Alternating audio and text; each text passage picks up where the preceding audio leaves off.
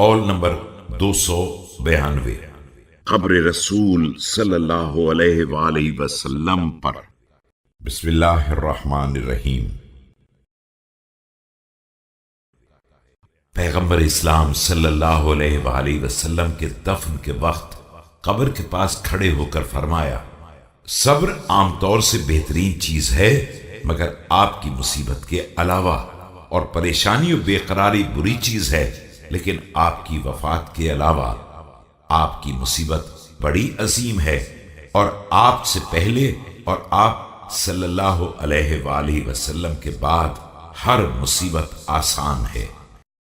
Amir al-Mu'mineen, peace be upon him, said on the grave of the Messenger of Allah, peace be upon him and his descendants, at the time of burial. Certainly, endurance is good except about you, fretting is bad except over you, and the affliction about you is great while every other affliction before or after it is small.